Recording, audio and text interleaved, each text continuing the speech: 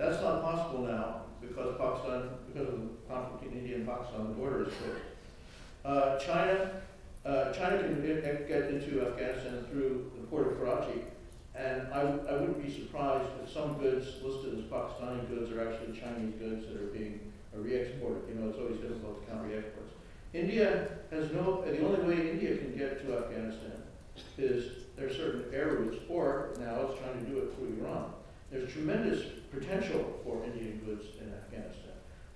But the fact that Pakistan has kept the border closed has been a major problem. However, India is doing Chabahar, and I should mention China has also recently started sending commercial cargo to North Afghanistan from the Pacific coast by train.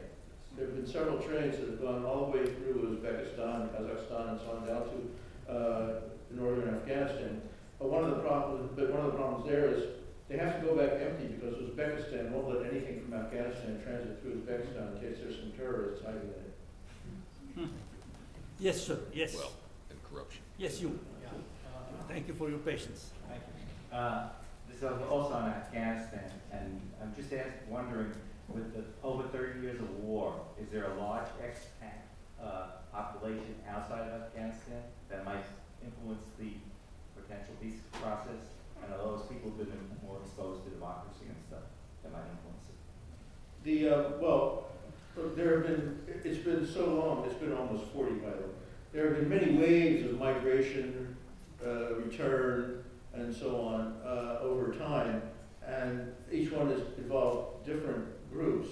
At the moment, most of the sort of Western educated people from the old regime who fled the communists, and fewer of them the Taliban because there weren't any left, came back and they're part of the current government.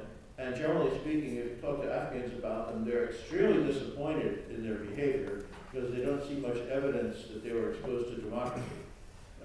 They see more evidence that they were exposed to how to make deals, and early legal ones. Now there's another exodus of young people who have lost their jobs or have lost their hope, who are trying to leave the country. But the skills for the future of Afghanistan and the hope for the future of Afghanistan is not from anybody who's living abroad. It's in the new generation that has been educated in the past 15 years, has moved into positions of responsibility, and it did not have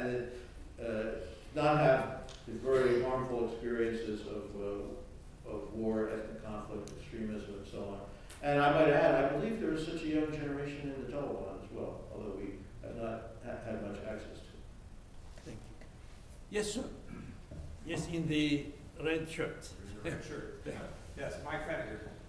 You haven't discussed anything about the Sunni-Shia split issue, but that's actually responsible for the rebirth of Islamic State, a lot of the problems that you're having in Syria, and then if you would like, you could throw in the Kurds too, because they're causing problems to all of those states plus Turkey. How do you handle these kinds of states that have significant majority, minority, ethnic groups or religious groups that simply can't seem to find a way to cooperate with one another? It's open. Please. Dr. Lynch and then Dr. Rubin, please. Sure. So I think that the resurgence of sectarianism in the Sunni-Shia conflict has been really one of the things that's been most destructive in the Middle East. It's not the case that they've never been able to get along. I would say that there's long periods in the history of the Middle East where you didn't have significant sectarian conflict, high rates of intermarriage, coexistence, and the like. But since 2003, since the invasion of Iraq, and you've seen successive waves of war driving sectarian conflict in the region. Part of it is balance of power. That the invasion of Iraq really empowered Iran, and that then triggers fears around the region among the Sunni states. Part of it, I think, is the effect of war itself. I think that the ethnic cleansing and sectarian cleansing of Iraq in the 2000s, and also just the spread of those images, the television coverage, the flows of refugees. I mean, a lot of the kind of this intimate, deep sectarianism comes out of that war. Syria is doing the same thing with, again, just unbelievable levels of slaughter, often justified by these sectarian narratives. And the thing which is so dangerous about this is that once you get to that level, it's very hard to go back down. In other words, 15 years ago, there might have really not been a sectarian problem, but now there is, and people have been butchering each other in the name of sectarian differences, and they remember that, it shapes them, it becomes who they are.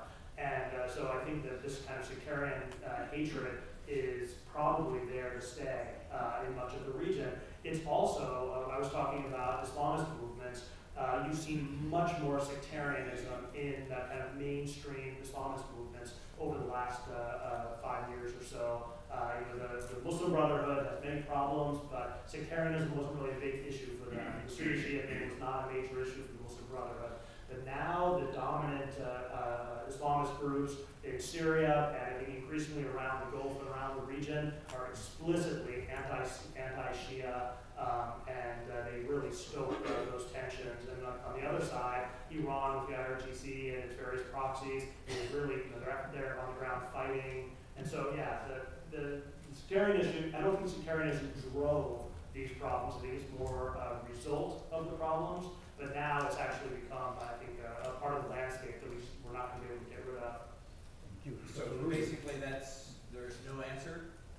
Well, the answer is that the conflict is going to continue, and it's going to be very hard to reconcile. So, and just as an example of this, think about the former Yugoslavia. Think about Bosnia, where that war ended in 1995. And there's been international peacekeepers since. There hasn't been significant sectarian violence since. But there's still deep and profound hatred between those communities that haven't gone away. And so imagine, and it's been over 20 years.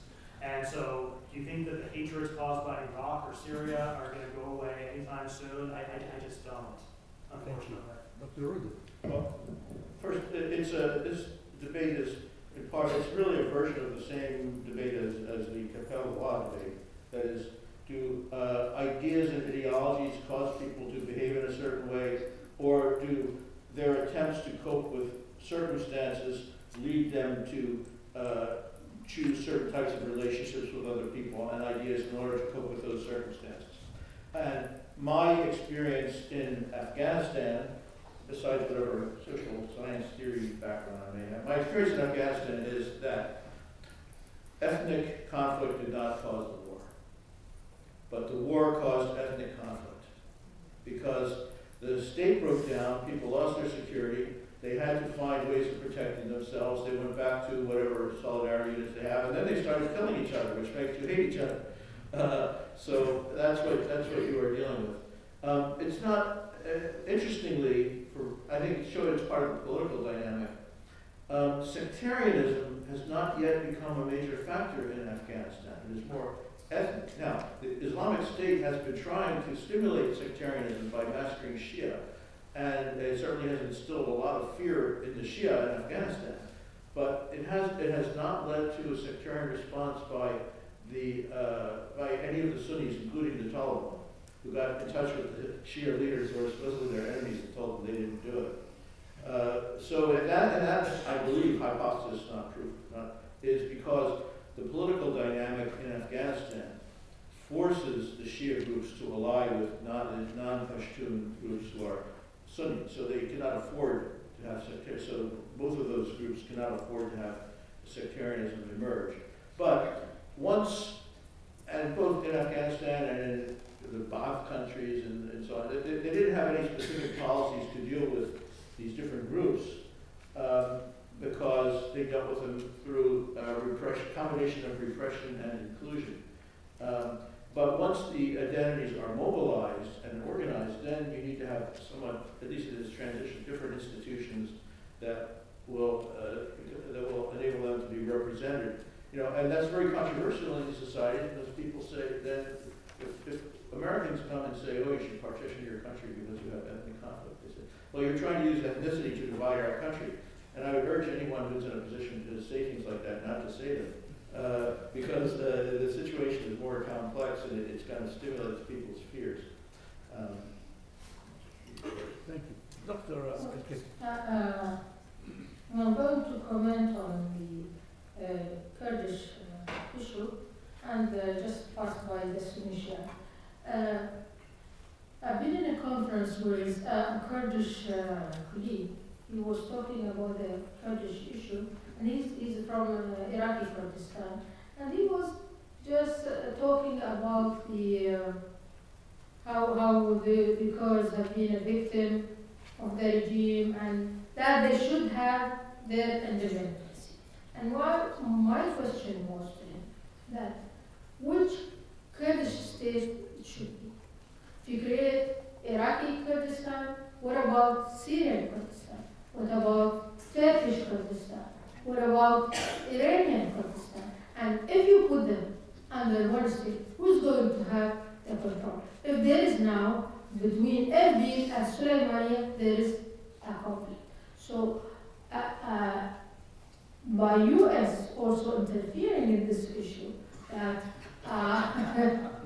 this is cause a lot of more problem in the region and the Sunni-Shia conflict. In fact, that when United States invaded Iraq, the first picture came in the television that Khoury and Ahmed Chalabi from the Shia communities, they were those who they came in the front enter Iraq. So the image we've got that United States is also that they're being misguided, misleaded by Ahmed Chalabi, that the problem of Iraq, it was a problem between Sunni and Shia. In fact, Iraq was a secular state.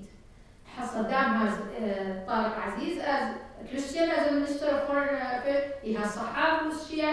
So it wasn't that Sunni problem. This is when I said that miscalculation of Bush administration of what is going in Iraq. How can we solve it? Of course, it's not easy, but the only solution for that you have a democratic system which implement a citizenship towards everybody, whereas everybody has their own rights to have achieve any political or economic opportunities. With this situation in the Middle East, in the Arab countries, now in Syria, it's different. The Alawites, they are the minority, they are controlling the majority, and they are Sunni. That's why back to mixing politics with religion, with sects. This is the cause of the problem in the region. Thank you, ladies and gentlemen. We have reached the limit of our time. The last comments really are so important. Mahatma Gandhi, when India was divided, was torn. He knew and he tried to bring together the leaders of the Muslims and the Hindus, and this is another conclusion to keep in mind about war, partition, or the reverse of the rule. Ladies and gentlemen, thank you, dear panelists, distinguished. Thank you.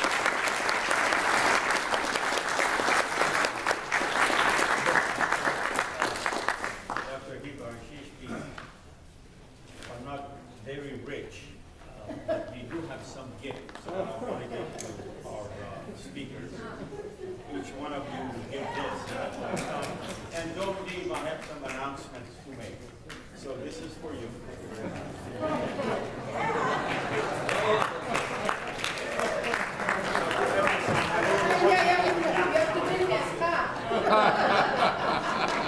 This goes for you. You can give it to your son.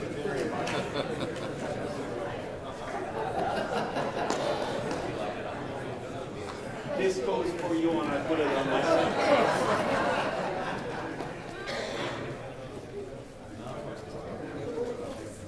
And this goes for you. Thank you very much. And this goes. And one goes for Dr. Hiba. And if we can, we're going to take the photo.